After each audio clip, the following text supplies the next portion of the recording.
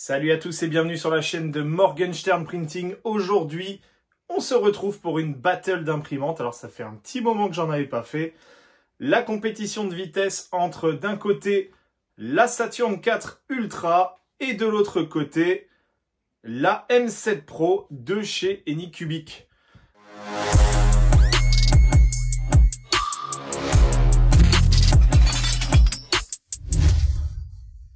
Alors je vous préviens, cette vidéo peut choquer les plus jeunes puisque c'est clairement un viol. Je vous annonce déjà la couleur en début de vidéo. Mais ce qui est intéressant, c'est de voir toute la démarche qui a été réalisée pour faire ces tests de vitesse, voir quelles sont les limites d'une machine par rapport à l'autre, et vous donner forcément mon avis par rapport aux performances, mais surtout aux limites de chacune des machines. Si vous n'êtes pas encore abonné, je vous invite à vous abonner dès maintenant en cliquant sur le bouton d'abonnement et en activant la petite cloche de notification pour ne manquer aucune des prochaines vidéos, tout en sachant que dans une semaine et demie, vous aurez la reveal d'une nouvelle machine d'impression 3D résine. Mais je peux déjà vous dire que cette machine va se vendre comme des petits pains. Bref, suivez-moi sur la chaîne et vous aurez toutes les informations en temps voulu. N'hésitez pas également à vous abonner à mes autres réseaux sociaux, à savoir TikTok et Instagram. Et si vous n'avez pas encore vu les deux reviews de ces machines, à savoir la Elegoo Saturn IV Ultra d'un côté, sachez que la review est disponible sur ma chaîne. Et de l'autre côté, la Anycubic M7 Pro. De la même manière, la review a été diffusée la semaine dernière, donc je vous invite à la regarder si jamais cette machine vous intéresse. La Saturn IV Ultra est annoncée avec une vitesse maximale de 150 mm par heure, donc 15 cm d'impression en 1 heure. Voilà ce qui est annoncé par le fabricant Elegoo. Il n'y a aucune information concernant l'épaisseur de couche nécessaire pour atteindre cette vitesse. On en discutera pendant la vidéo. Mais sachez que j'ai creusé le sujet un petit peu plus loin et qu'il y a la réponse dans cette vidéo. De l'autre côté, on a la M7 Pro de chez Anycubic annoncée avec une vitesse maximale de 170 mm par heure, donc 17 cm par heure en couche de 100 microns. Là, pour le coup, c'est très bien noté sur le site de Anycubic. Vous avez également les vitesses en 50 microns, en 150 et en 200 microns si je ne me plante pas. Et on va vérifier dans cette vidéo si les deux machines peuvent atteindre les vitesses annoncées. Si oui, comment? Et sinon, pourquoi? Allez, je vous propose qu'on passe au test. C'est parti!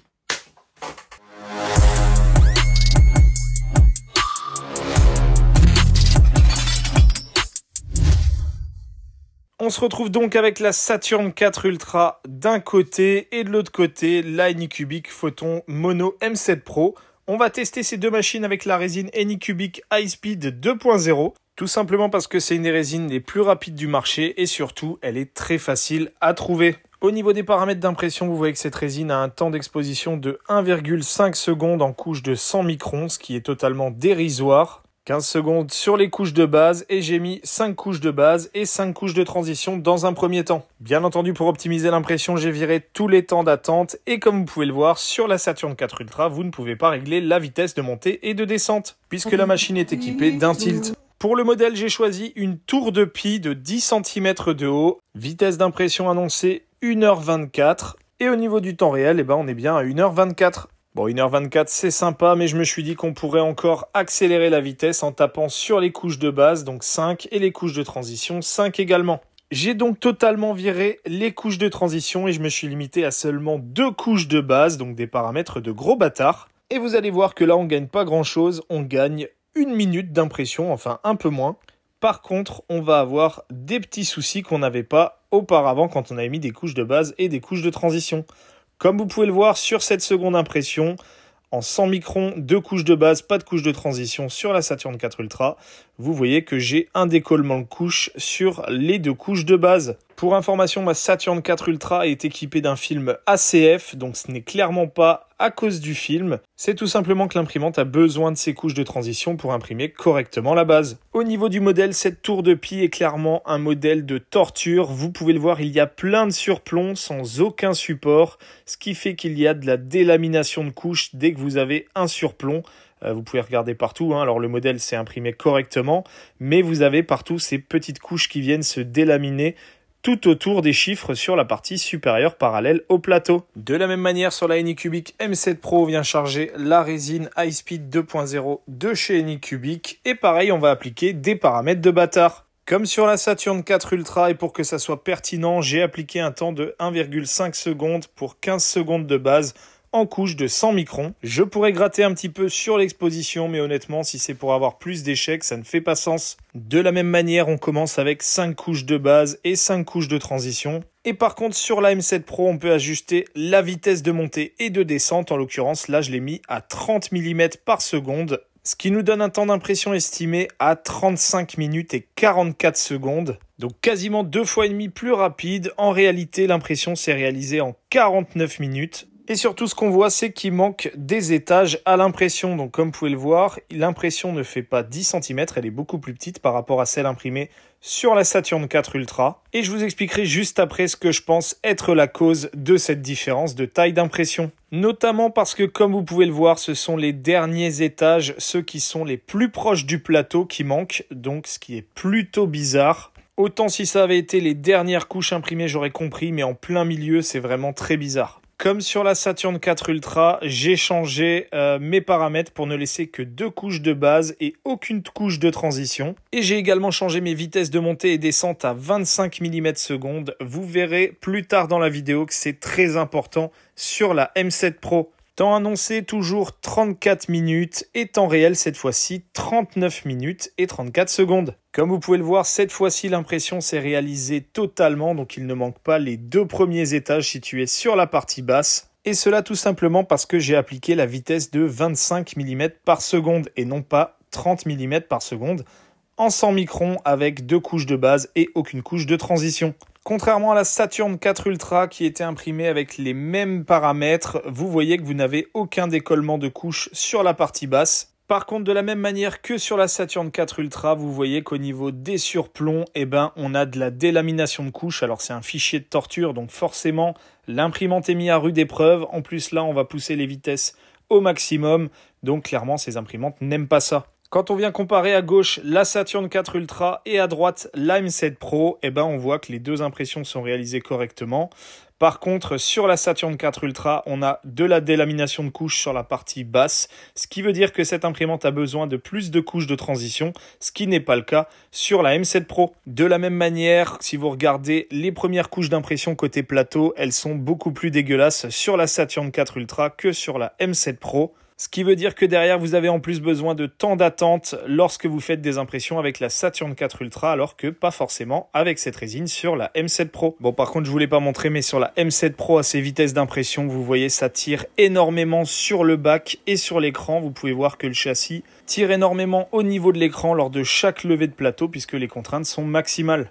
Alors, comme vous pouvez voir, il y a un petit problème de taille sur le modèle imprimé sur la M7 Pro lors de ce premier test. Du coup, j'ai cherché à comprendre d'où pouvait venir le problème et je pense avoir trouvé, en tout cas en partie, parce que visuellement, vu comment il est imprimé, je n'arrive pas à expliquer comment 2 étages de cette tour de Pi ne peuvent ne pas s'être imprimés tout simplement sans avoir de marque visible sur la partie basse du modèle. Voilà, c'est inexplicable, tout en sachant que c'est le début, la partie basse qui manque sur le modèle. Donc en fait, vous avez 2 étages de la partie basse qui manquent, mais logiquement, quand il imprime, vu que vous avez la base accrochée au plateau, si derrière il vient à manquer 2 étages complets de cette tour, normalement le reste ne devrait pas s'imprimer, puisque logiquement, si là ça tient pas, le reste non plus derrière ne tient pas. Donc je n'arrive pas à exprimer ou à expliquer pourquoi cette tour de Pi ne s'est pas imprimée correctement. Alors, ce qu'il faut savoir déjà, c'est que Anycubic Photon Workshop, donc tout comme Shitubox ou Litchi, ne donne pas de limite de vitesse de montée et de descente du plateau. Ce qui veut dire que vous pouvez mettre 1 million de millimètres par minute, le logiciel va le prendre. Par contre, la machine va le brider quand elle va vouloir imprimer, puisqu'en fait, la machine n'est tout simplement pas capable d'atteindre cette vitesse, puisque c'est tout simplement le moteur et la carte de pilotage qui va déterminer quelle est la vitesse maximale.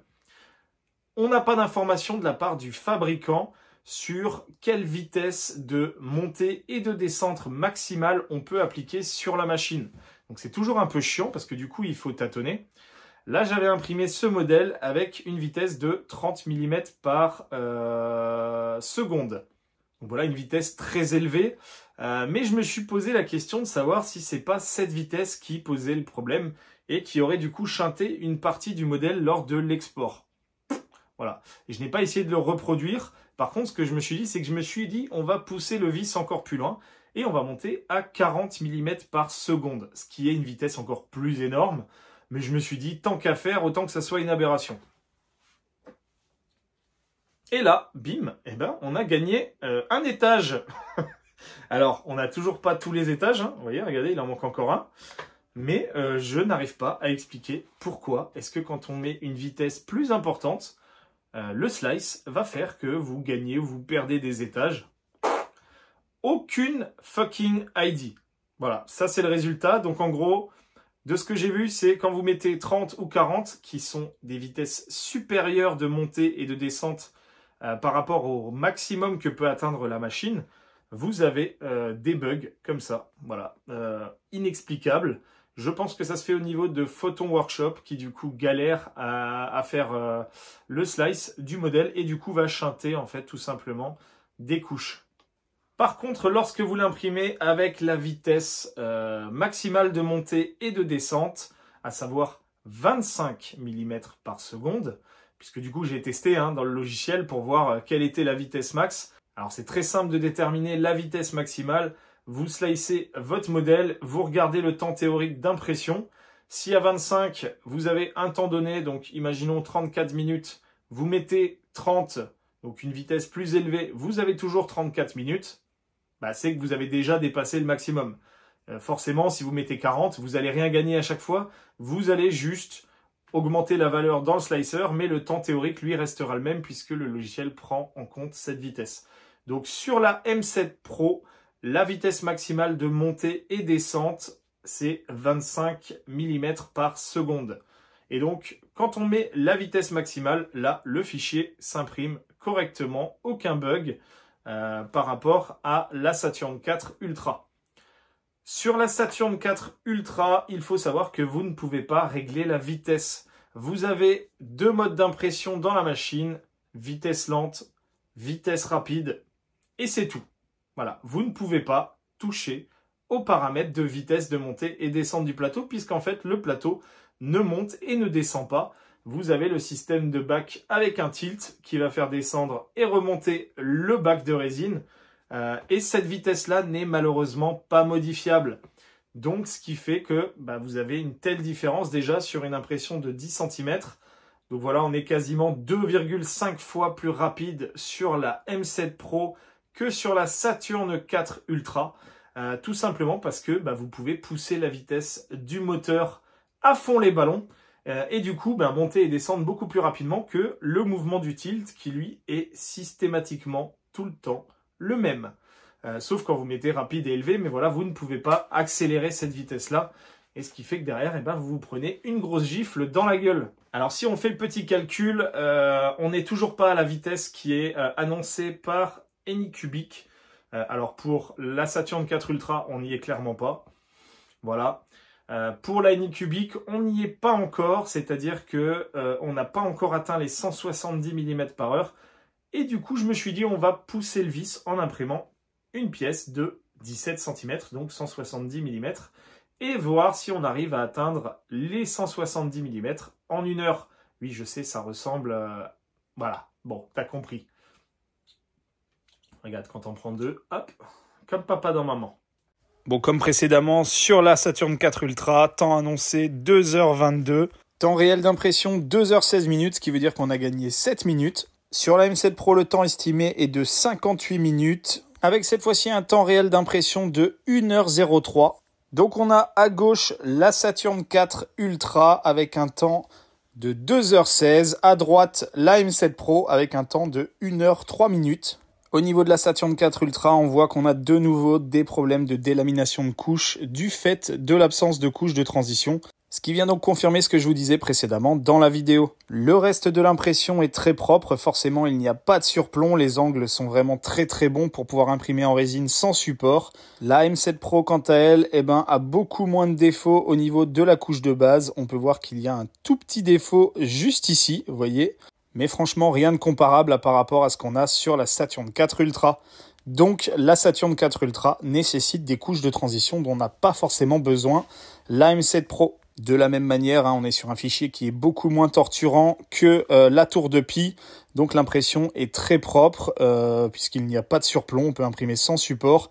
Les 17 cm se sont imprimés du coup à une vitesse de 162 mm par heure. Contre pour la Saturn 4 Ultra, les 17 cm se sont imprimés en 2h16, soit une vitesse de 75 mm par heure. Donc une vitesse de 2,16 fois supérieure sur la M7 Pro.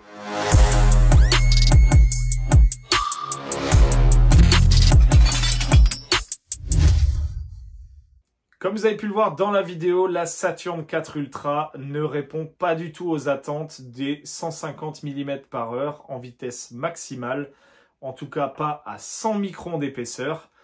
Du coup, j'ai creusé un petit peu et je me suis renseigné auprès des Legout en leur donnant mes résultats d'impression. Forcément, je suis pas venu les mains vides parce que sinon ils m'auraient dit si, ça atteint les 150 mm par heure, c'est vous qui savez pas imprimer.